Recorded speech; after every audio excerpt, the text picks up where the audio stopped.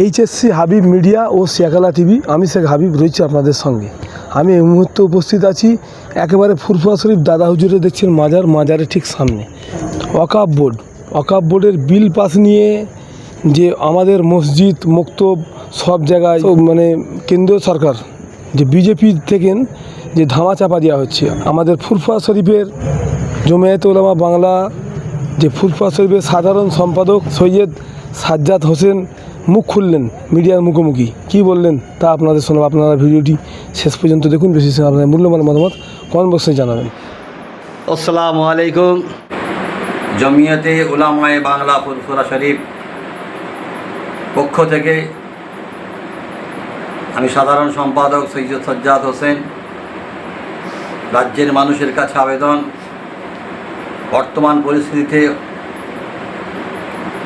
ওয়াকফ বিলের যে আইনি পরিবর্তন করতে চাইছে, যা আমাদের মুসলিম পার্সোনাল ল বিরোধী, শরীয়তে আইনি বিরোধী। আগামী দিনে যদি আইন প্রণয়ন হয় তাহলে সারা দেশের ওয়াকফ সম্পত্তির মধ্যে মাদ্রাসা, মসজিদ, মক্তব, ইসালে সওয়াব, বিভিন্ন সামাজিক কাজ, বিভিন্ন গরিব অসহায় মানুষের পাশে দাঁড়ানোর যে ব্যবস্থা, সেগুলো সব আস্তে আস্তে ধ্বংসের পথে চলে যাবে। কারণ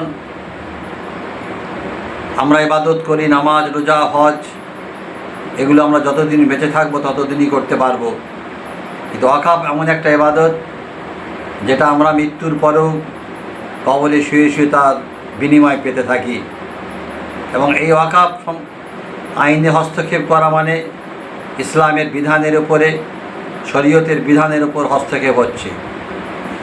এই কুচক্রকে আটকানোর জন্য ইতিমধ্যেই সারা দেশের মুসলিম সম্প্রদায়ের মানুষ, বিভিন্ন সংগঠনের নেতৃত্ববৃন্দ, কর্মীবৃন্দ পথে নেমেছেন, তীব্র প্রতিবাদ জানাচ্ছেন।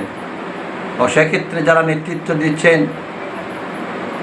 মুসলিম পার্সোনাল ল বোর্ড, এই মুসলিম পার্সোনাল ল বোর্ডের নেতৃত্বে আমাদের দেশের বিভিন্ন রাজ্যে, বিভিন্ন শহরে কনভেনশন হচ্ছে, প্রতিবাদ সভা হচ্ছে, মানুষকে সজাগ করে তোলার চেষ্টা হচ্ছে।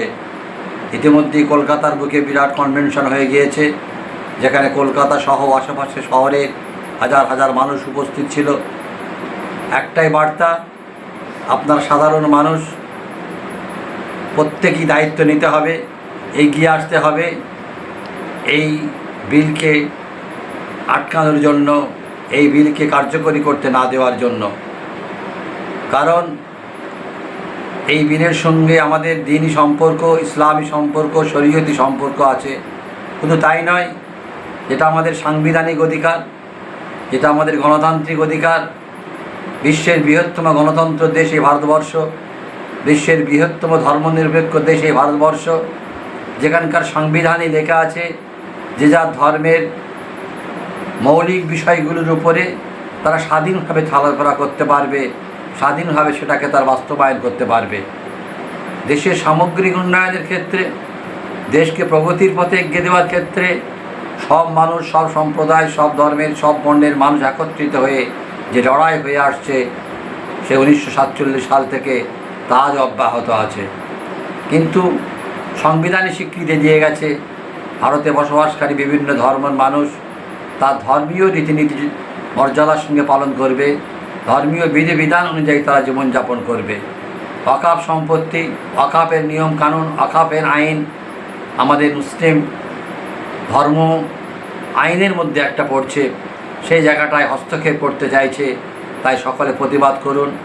এই কেন্দ্রীয় সরকারের এই ভাবনাকে ধূলিসাৎ করে দিতে হবে।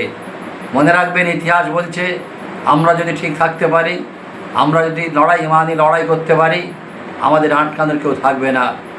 কারণ 1000 সুসজ্জিত ইসলাম বিরোধী মানুষ ইসলামকে ধ্বংস করার জন্য এসেছিল, সেখানে মাত্র 313 জন অস্ত্রশস্ত্রবিহীন মানুষ তাদেরকে পরাজিত করে জয়ী হয়েছিল।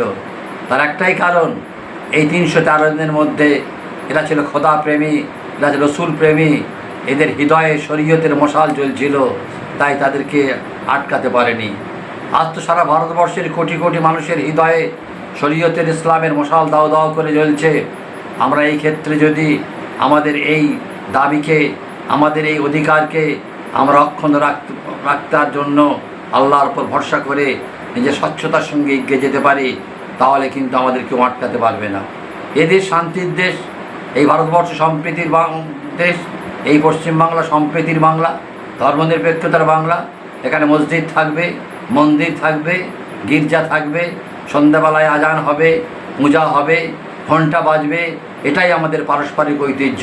সারা ভারতবর্ষের এই ঐতিহ্যকে ধ্বংস করার প্রক্রিয়া যদি আমরা আটকাতে না পারি, আগামী দিনে আমরা ভারতবর্ষের মানুষ হিসাবে যে শান্তি শৃঙ্খলা একে অপরের সঙ্গে মিলেমিশে আছি, সেইখানে একটা দারুণ সমস্যা তৈরি হবে।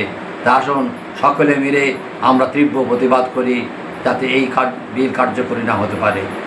সৈয়দ সাজ্জাদ হোসেন, সাধারণ সম্পাদক, জমিয়তে উলামা বাংলা, ফুরফুরা শরীফ।